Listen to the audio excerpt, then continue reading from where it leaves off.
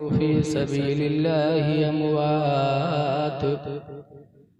ऐ लोगों, उनको मुर्दा न सोचो जो अल्लाह की राह में शहीद कर दिए गए।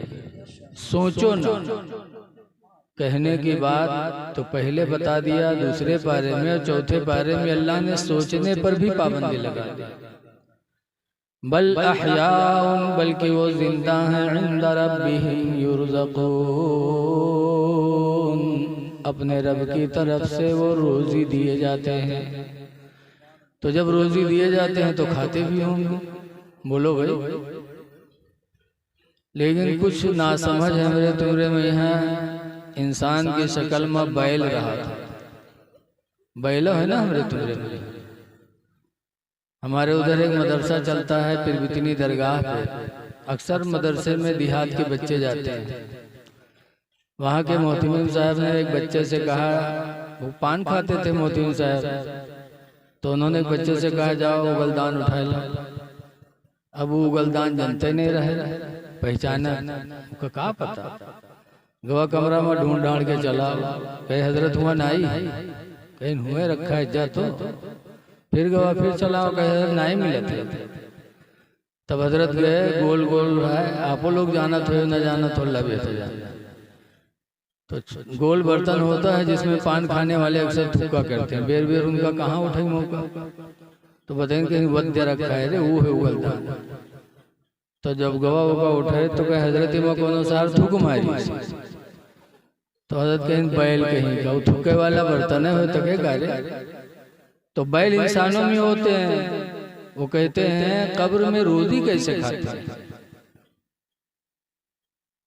अल्लाह रोजी दे रहा है, कुरान कहता है, तो उस पर हमारा ईमान है। वो खिलाता है, कैसे खिलाता है, वो कैसे खाते हैं अल्लाह जाने, वो जाने। लेकिन हमारा फर्ज है कि हम उस पर ईमान ले आए।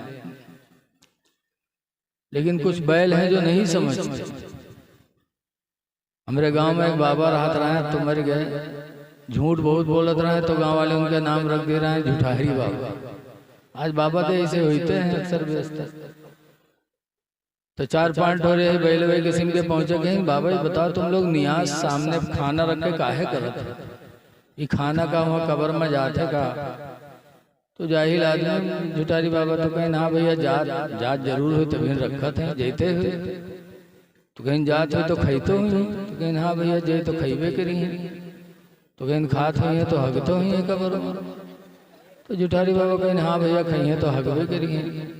तो कहीं तुम्हारे मुर्दन के कब्र में बड़ी गंदगी रहा था। तो जुटारी बाबा कहीं नहीं भी गंदगी ना रहा था, कहीं का है। कहीं हम लोग फातिहा करे थे, खाना जाते मुर्दा खाते हैं अज्ञात हैं, और तुम लोग के हैं तो कुछ फातिहा दरूद होत नहीं, तुम्हारा मुर्दा भूखे पड़े रहा थे तो वही का दौड़ दौड़ साफ किया करते। यहाँ आमदनी बाहर खर्चा। कहते खाते होंगे तो हंसते होंगे मादर। अल्लाह इस बात पर कादिर है। रवायतों में है कि जन्नत में 35 साल के सब होंगे, चाहे वो यहाँ का बूढ़ा हो चाहे जवान हो, सब 35 साल के होंगे। और अल्लाह ताला तरह तरह की नेमतें जन्नत की खिलाएगा, हौज़े कौसर का जाम पिलाएगा। लेकिन जन्नत में किसी जन्नती को पैखाना नहीं लगेगा, न पेशाब। खाएंगे और एक डकार आएगी, सब खत्म, कुछ नहीं। तो जो खुदा इस पर कादिर है कि हमेशा जन्नत में अपने बंदे को तरह तरह की नेमत खिलाए और पाखाना पेशाब की ज़रूरत ना हो, वो खुदा इस पर भी कादिर है कि कब्र में अपने बंदे को रोज़ी खिलाए और इन चीज़ों से अल्लाह उन्हें फुर्सत दे। तो अकीदा रखो कि नबी जिंदा है। कुरान ने कह दिया, सोचो नहीं। अच्छा ये बताओ, नबी के मर्तबा बड़ा है कि शहीद के मर्तबा बड़ा है? बताओ भैया। नबियों का मर्तबा सबसे बड़ा है, शहीदों का मर्तबा बाद में है, नबियों का मर्तबा सबसे ऊंचा। तो जब शहीद जिंदा है तो नबी तो बदरजे औला जिंदा होंगे। माशाअल्लाह बोलो। जैसे कुरान करीम में है, वला तकुल लहुमा उफ़्फ़िन वला तनहरहुमा, कि माँ बाप बूढ़े हो जाएं तो उनको उफ न कहो और उनको झिड़को न। तो कोई अपने माँ बाप का लतियावे और क्या मना करो तो कहे कुरान में तो लिखा है झिड़को ना, सिर्फ उफ ना कहो, मार पीट सकत हो। कुरान में ये कहा है कि मारो ना, कुरान में तो है कि जोर से न बोलो, उफ ना करो, मारने की पाबंदी कुरान में कहा है। तो कितना बड़ा वो गंवार होगा कि जब कुरान ने उफ कहने पर पाबंदी लगा दी और झिड़कने पर पाबंदी लगा दी, तो मारना तो उससे बड़ा मामला है, वो कहाँ जाएगा। तो सही जिंदा तो नबी बदरजे औला जिंदा। आज हम जिंदों की फजीलत और उनकी बुजुर्गी बयान करने के लिए, सुनने के लिए जमा हुए हैं। हजरत फातिमा ज़हरा रदी अल्लाह ताला अन्हा एक मर्तबा हसन और हुसैन का हाथ पकड़ा और हुजूर के पास ले गए। कहने लगी, अब्बा अपने इन दोनों नवासों को कुछ दे दो। तो हुजूर ने क्या दिया। आज नाना से नाती मांगत है तो कहूँ पैसा पकड़ा दी, इनको लड्डू पकड़ा दी। और नबी से नवासों ने मांगा तो नबी ने क्या दिया। सरकार ने फरमाया, फातिमा हसन को मैंने अपना इल्म और सब्र दिया और हुसैन को मैंने अपनी बहादुरी दिया। माशाअल्लाह, सुभान अल्लाह। ये चीज नबी ने दिया जो दुनिया में कोई नहीं देता। कोई अपनी बहादुरी किसी को दे सकता? बोलो, इल्म दे सकते हो? नहीं दे सकते, लेकिन नबी ने दिया। एक अकीदा यहाँ निकलता है कि अगर नबी से मांगना, गैर खुदा से मांगना नाजायज होता तो फातिमा अपनी औलादों के लिए नबी से न मांगती और मांगा। और कुछ कहा था ना ही अल्लाह के अलावा कोई से न मांगे, मांगना शिर्क। और सुबह शाम अपने मेहरुआ से कहूँ पानी मांगे हैं, कहूँ खाना मांगे हैं, कहूँ कपड़ा मांगे, तो क्या मेहरुआ खुदा होगा? अगर मांगना शिर्क होता तो फातिमा ज़हरा नबी से न मांगती। अगर मांगना गलत ही होता तो फातिमा तो नबी फातिमा को डांट देते कि फातिमा खुदा से मांगो, हमसे क्यों मांग रही हो। लेकिन फातिमा ने मांगा, नबी ने दिया। पता चला कि नबी से मांगना अहले बैत से साबित है। तो हम सब मांगते हैं। और कुरान भी कहता है, माताकुमुर रसूल फखुदो, रसूल तुमको जो दे वो तुम ले लो।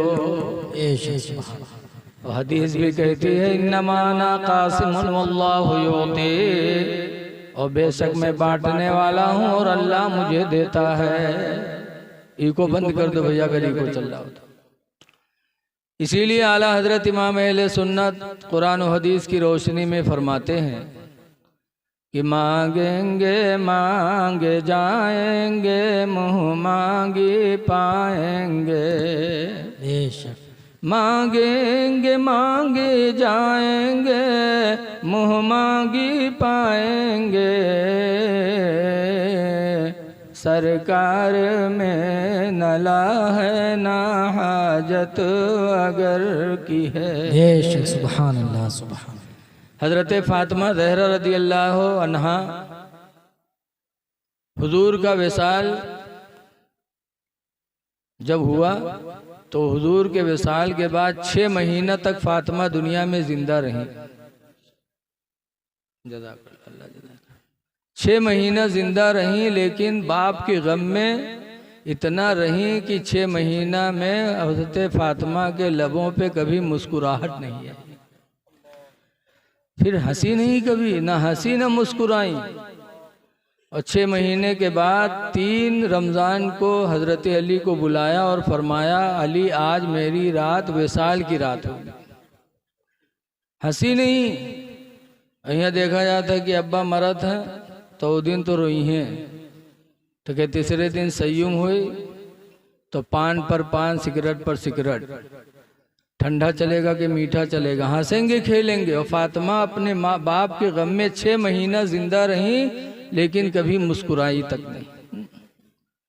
3 रमज़ान आया तो फातिमा ज़हरा ने हजरत अली को बुलाया, कहा अली आज रात मेरे विसाल की रात होगी, लेकिन वसीयतें मेरी सुन लो। कहा कहो। फातिमा कहती है, मेरी पहली वसीयत तो यह है कि मेरे मरने पर रोना चिल्लाना नहीं, सीना न कूटना। मेरे मरने के बाद रोना चिल्लाना नहीं, ये हजरत फातिमा ने मना किया था। क्यों? आजकल औरतों के मरने पर लोग रोते हैं, और कितना रोते हैं। हमारे उधर एक गांव है, नाम न बतेवे, उके महतारी के इंतकाल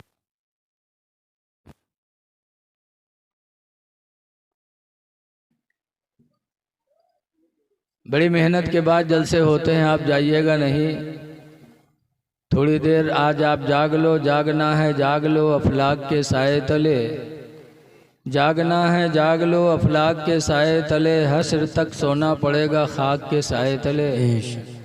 जाग लो थोड़ी देर।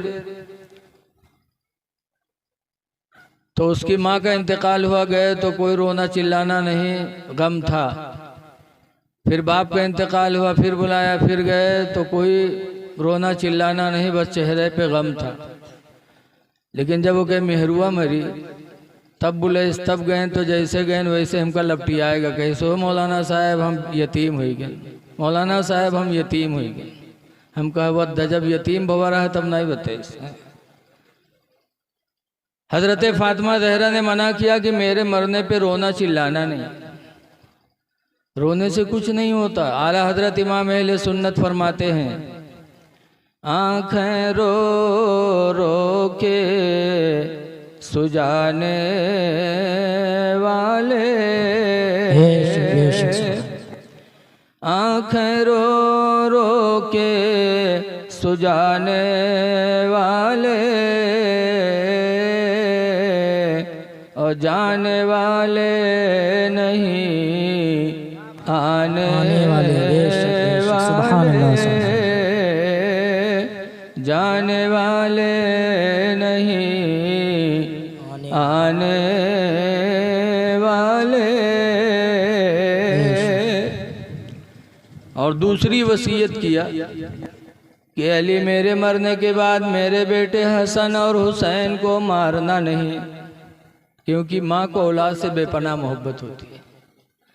और तीसरी वसीयत किया कि मेरे मरने के बाद एक तंदुरुस्त औरत से निकाह कर लेना, उससे एक लड़का पैदा होगा जिसका नाम अब्बास अलमबरदार होगा। कुछ दिनों के बाद मेरे बेटे हुसैन पर मुसीबतें आएंगी तो अब्बास मेरे बेटे हुसैन का मददगार बनेगा। ये फातिमा ने वसीयत किया, और यही हुआ कि फातिमा के इंतकाल के बाद हजरत अली शेर खुदा ने एक औरत से शादी किया और अब्बास पैदा हुए। जब पैदा हुए बड़े खूबसूरत थे।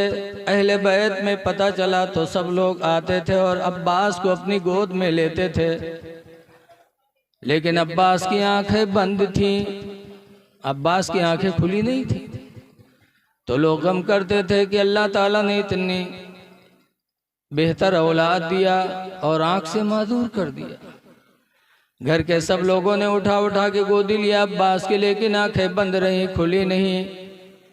हजरत इमाम हुसैन भी गए, अपने भाई को गोदी में लिया।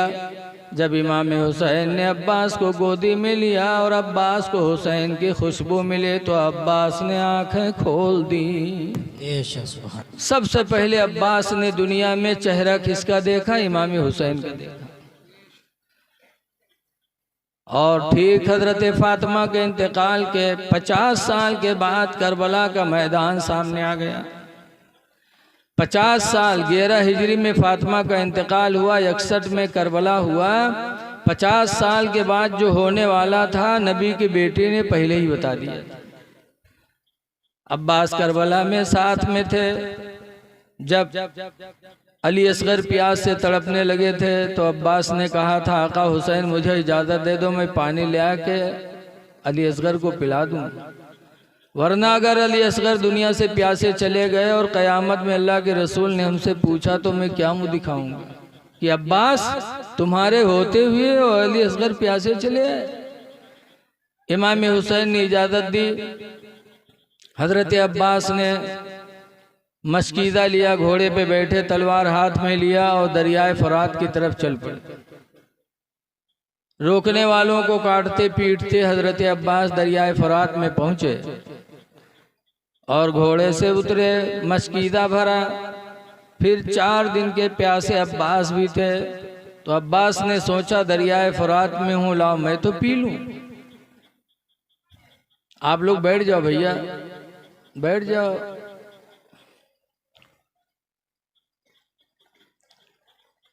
हजरत अब्बास ने चुल्लू में पानी लिया और मुंह के करीब ले गए थे कि ये ख्याल आया कि मैं तो पानी पीने जा रहा हूं और ये मस्कीदे का पानी खीमा तक पहुंच पाए न पहुंच पाए, तो पानी छोड़ दिया। उसके बाद हजरत अब्बास ने अपने घोड़े के सर पे हाथ रखा, कहा बेटा तू भी 4 दिन का भूखा प्यासा है, दरियाए फुरात तेरे कदमों में बहती, बेटा तू पानी पी ले।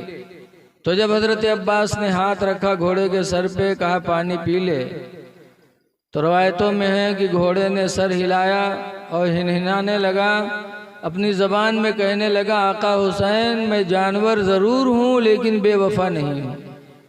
अहले बैत प्यासे रहे मैं पानी पी लूँ, मैं बेवफा नहीं हूँ। पानी नहीं पिया। हजरत अब्बास घोड़े पर बैठे, मस्कीदा हाथ में टांगा और चले खीमे अहले बैत की तरफ कि एक यजीदी ने पीछे से तलवार मारा और हजरत अब्बास का दाहिना हाथ कट के नीचे चला गया। तो बाएं हाथ में मस्कीदा टांगा, आगे बढ़े कि बायां हाथ भी तलवार पड़ी किसी यजीदी की और हजरत अब्बास का बायां हाथ भी कट गया। मस्कीदा चमड़े का था, दांतों में दबाया कि किसी तरह मैं अहले बैत तक पहुंचा दूं, लेकिन यजीदियों ने इतनी तीर चलाई कि मस्कीदा चमड़े का था, छलनी हो गया, पानी बह गया। हजरत अब्बास की हिम्मत वहीं टूट गई। लोगों ने तीर बरसाना शुरू किया, इतनी तीर बरसाई हजरत अब्बास पर कि घोड़े से नीचे आ गए। हजरत इमाम हुसैन को पुकारा, या मौला हो अदरिकनी, ऐ मेरे आका हुसैन मेरी खबर लो। इमाम हुसैन आए, हजरत अब्बास को गोद में लिया। तो इमाम हुसैन ने कहा था, अब्बास तुम मेरे भाई हो, लेकिन 50 साल का ज़माना गुजर गया, तुमने मुझे अपना भाई नहीं कहा। अब्बास आखिरी वक्त है, कान तरस रहे हैं, ज़रा अपनी ज़बान से मुझे अपना भाई तो कह दो।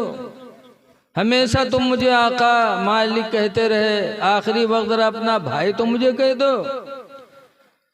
तब अब्बास कहते हैं, आखा हो अदरिकनी, ऐ मेरे भाईजान मेरी खबर लो। फिर अब्बास कहते हैं, अल्लाह तेरा शुक्र है कि जिसकी गोद में अब्बास ने आंखें खोली थी, आज उसी की गोद में अब्बास की आंखें हमेशा के लिए बंद हो रही हैं। अल्लाह ये कहा और हज़रत अब्बास की शहादत हो गई। तो जो फातिमा ज़हरा ने वसीयत किया था वो 50 साल बाद पूरा हो रहा है। ये फातिमा का इल्म था तो नबी के इल्म का आलम क्या होगा। चौथी वसीयत किया फातिमा ज़हरा ने कि अली जब मुझे कब्र में रखना तो फला जगह एक पर्ची रखी, वो पर्ची कब्र में रख देना, लेकिन उसको पढ़ना नहीं। कहा क्यों? कहा उसमें राज की बात। हज़रत अली कहते हैं, राज की बात फातिमा मुझसे छुपाओगी? वो कौन सी राज की बात है? तब फातिमा कहती हैं, अली जब मेरा निकाह आपसे हुआ था तो महर में अल्लाह ताला ने जिब्रील को दे के भेजा था एक पर्ची, और उसमें लिखा था,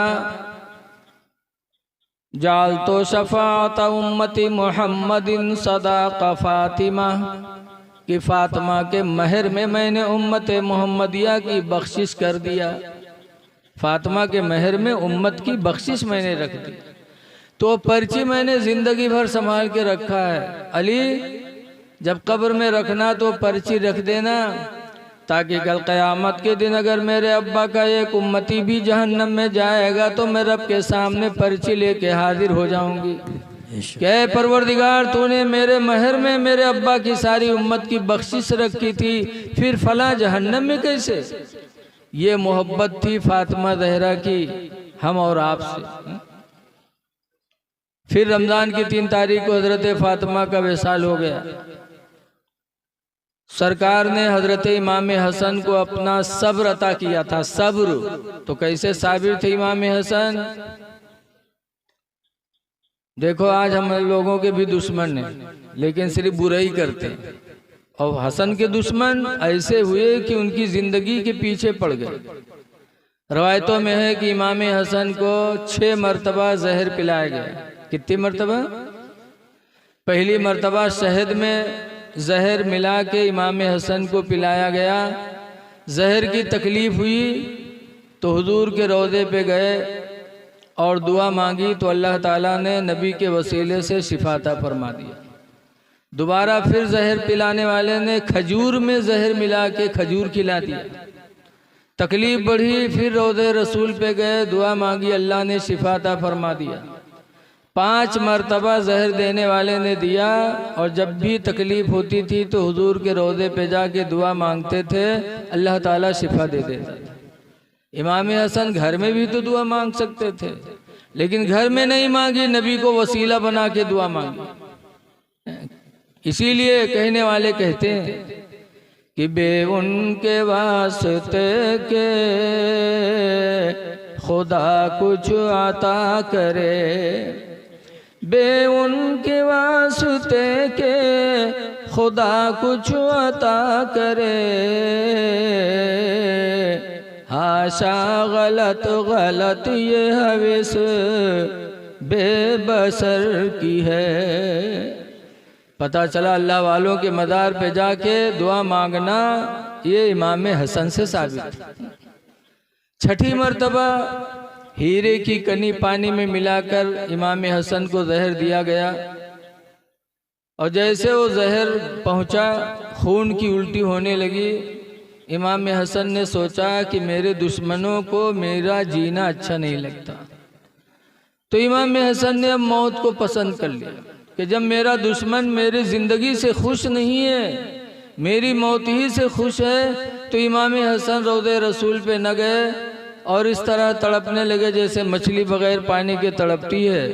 इमाम हुसैन को पता चला तो आए, देखा खून की उल्टी। कहा भाईजान क्या हुआ, खून की उल्टी हो रही है? कहा मुझे जहर पिला दिया गया। कहा किसने पिलाया, उसका नाम बता दो। कहा नाम पूछ के क्या करोगे हुसैन? कहा मैं आपका बदला लूँगा। तब इमाम हसन ने क्या कहा था, फरमाया था हुसैन मैंने अपना सारा मामला खुदा के हवाले कर दिया है। हुसैन तुमसे बेहतर बदला लेने वाला मेरा रब है। हुसैन तुमको बदला लेने की ज़रूरत नहीं है, बदला लेने वाला मेरा परवरदिगार है। नाम नहीं बताया जहर पिलाने वाले का और इमाम हसन की शहादत 5 रबीउल अव्वल को हो गई। ये सब्र था इमाम हसन का जो रसूलुल्लाह के दरे दौलत से मिला था। सब्र करो ये लोगों, और कोई तकलीफ दे, कोई आप पर मुसीबत ढाए तो आप बदला न लो, बल्कि इमाम हसन की ज़िंदगी को नज़रों के सामने रखो, खुदा के हवाले करो, खुदा बेहतर बदला लेने वाला है। आज भी दौर चल रहा है हमारे आपके सब्र का। इस दौर में भी आपको सब्र करना है। जालिमों से बदला खुदा लेगा, और ऐसा लेगा कि हम और आप सोच नहीं सकते। इसलिए लोगों हर हाल में सब्र करो, कितनों भी मुसीबत कोई दे तो सब्र करते रहो, और सब्र करके अपने नबी के उस पैगाम को ज़िंदा करो। कुरान भी फरमाता वस्बिरू, सब्र करो, फ़इन्नल्लाह मअस्साबिरीन, पर बेशक अल्लाह सब्र करने वालों के साथ। नबी ने भी सब्र किया था। आज हमको सुबह बोझ के लोगों ने बुलाया तो हम आए, और हुजूर को किसी ने बुलाया नहीं, बगैर बुलाए ताइफ गए थे पैदल, और वहाँ सिर्फ अल्लाह की वहदानियत का ऐलान किया था, ला इलाहा इल्लल्लाह, अल्लाह के अलावा कोई इबादत के लायक नहीं। तो आज आप रुपया देते हो तकरीर पे, और नबी की तकरीर पे ताइफ के लोगों ने पत्थर चलाए थे, और इतने पत्थर चलाए थे कि सरकार की पिंडलियाँ जख्मी हो गईं, जूते खून से भर गए थे। ऐसे मौके पर मेरे नबी ने ताइफ वालों को बद्दुआ नहीं दिया था, बल्कि दुआ मांगी थी, अल्लाहुम्मा इहदी कौमी, अल्लाह मेरी कौम को हिदायत दे दे, फ़इन्नहुम ला यालमून, इसलिए कि वो मुझे पहचान नहीं पा रहे हैं। हिदायत की दुआ मांगी थी। सब्र मेरे नबी से भी साबित है, हसन से भी साबित है। इसलिए लोगों सब्र करो, पड़ोसी तकलीफ दे तो सब्र करो, मियाँ बीवी में एक दूसरे को तकलीफ दे तो भी सब्र करें। सब्र का अंजाम बड़ा अच्छा होता है।